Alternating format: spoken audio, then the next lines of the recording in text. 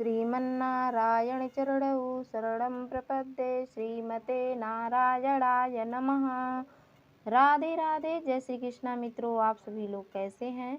आशा करती हूँ कि हमारे लड्डू गोपाल जी की कृपा से आप सभी लोग स्वस्थ होंगे, मस्त होंगे। और नवरात्रि की ढेर सारी शुभकामनाएं आप सभी लोगों को, क्योंकि आज हम आप सभी को बताएंगे कि ये नवरात्रि का जो पूजन विधि है कैसे करना चाहिए, अपने शेरा वाली मैया का पूजन। तो देखिए, आज हम अपने शेरा वाली मैया का पूजन करके आप सभी को दिखाएंगे। सर्व मंगल मांगले शिवे सर्वार्थ साधिके, शरण्ये त्र्यंबके गौरी नारायणी नमोस्तुते। ओम जयंती मंगला काली भद्रकाली कपालिनी, दुर्गा क्षमा शिवा धात्री, स्वाहा स्वाधा नमोस्तुते। ओम जयंती मंगला काली भद्रकाली कपालिनी, दुर्गा क्षमा शिवा धात्री, स्वाहा स्वाधा नमोस्तुते। तो वैसे ही शेरा वाली मैया का अपने हम पूजन अब स्टार्ट करेंगे। नवरात्रि के प्रथम दिन हमें क्रिया से निवृत्त होकर हमें स्नान आदि करके हमें माँ के मंदिर अच्छे से सजाना चाहिए, जहाँ पे हमें घट स्थापना करनी हो और माता जी का चौकी रखना हो। तो सर्वप्रथम हम यहाँ पे माता जी का फोटो, विग्रह, मूर्ति जो भी हो हम यहाँ पे विराजमान करेंगे आसनी बिछा के। देखिए, जैसे हम आसनी लगा लिए हैं, अब हम यहाँ पे माता जी का विग्रह विराजमान करेंगे। तो आप अक्षत या पुष्प रख कर मैया जी का ये आसन यहाँ पे लगा के माता जी के विग्रह को स्थापित कर सकते हैं, जैसा कि हम कर लिए हैं। और अब हम यहाँ पे कलश स्थापना करेंगे। तो माता जी के दाएं साइड, दाएं हाथ में कलश स्थापना होता है। देखिए, यहाँ पे हम कलश स्थापना करेंगे। यहाँ पे हमने ज्वारे बो लिए हैं और अब हम कलश स्थापना करेंगे। तो ये हमारा कलश का लोटा है।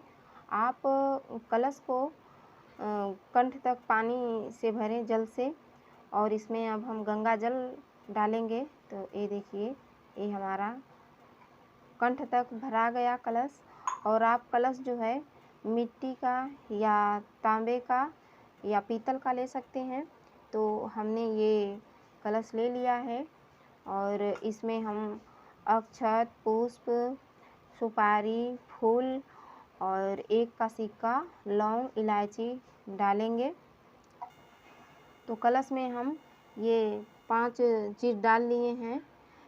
तो अब हम आम का पल्लो लगाएंगे। तो हम 5 पल्लो या हम 9 या 7, 11 पल्लो ऐसे ही हम लगाएंगे। तो जैसे हम ये 5 पल्लो ये लिए हैं, ये देखिए, ये 5 पल्लो हम लिए हैं। तो इसको हम फहरा लेंगे कलश के अगल बगल। तो ये हम कलश स्थापना देखिए कर लिए हैं।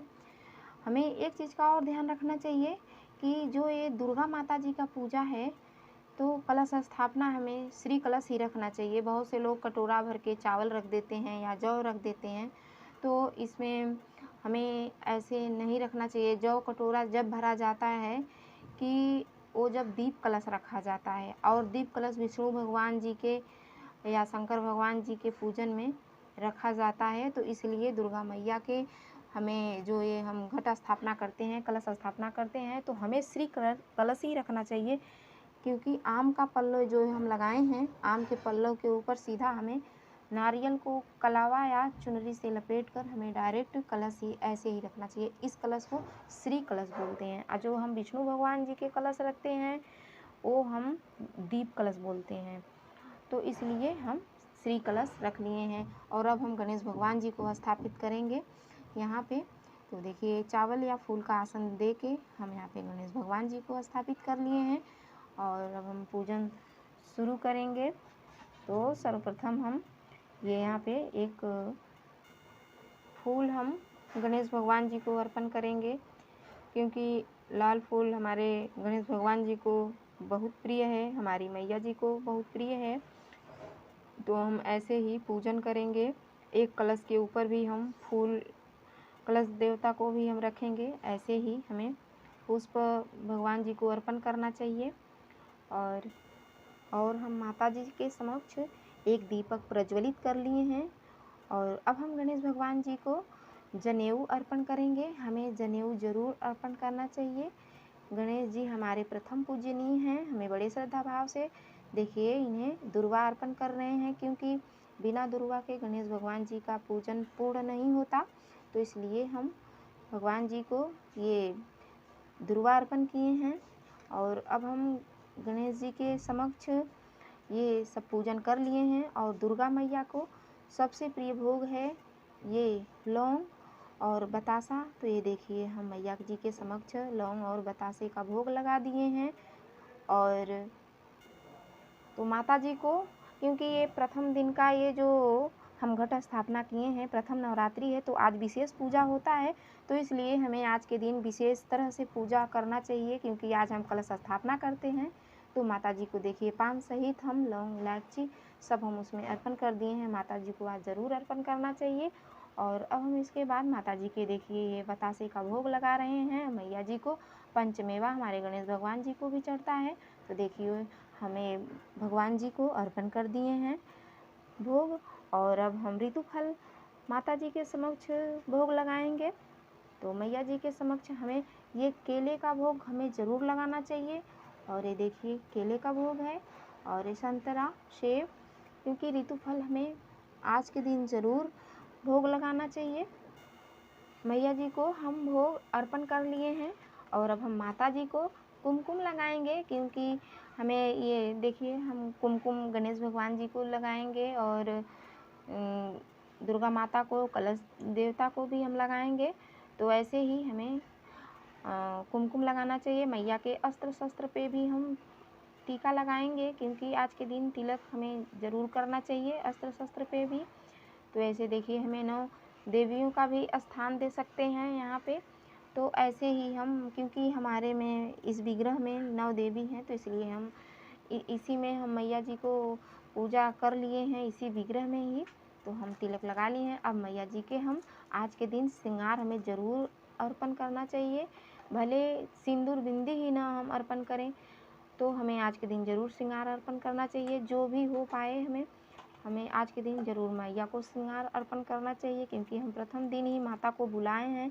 तो माता को हम श्रृंगार करने के लिए देंगे ही, इसी से हमारी मैया 9 दिन श्रृंगार करेंगी, ये हमारा भाव है। और माता जी को ये हम देखिए कितना पूर्ण रूप से श्रृंगार किए हैं, क्योंकि श्रृंगार के साथ साथ हमें चुनरी, लाल रंग की चुनरी मैया को बेहद पसंद है। तो हमें रेड रंग की चुनरी ज़रूर लाना चाहिए। और हम देखिए ये माता जी का श्रृंगार किए हैं।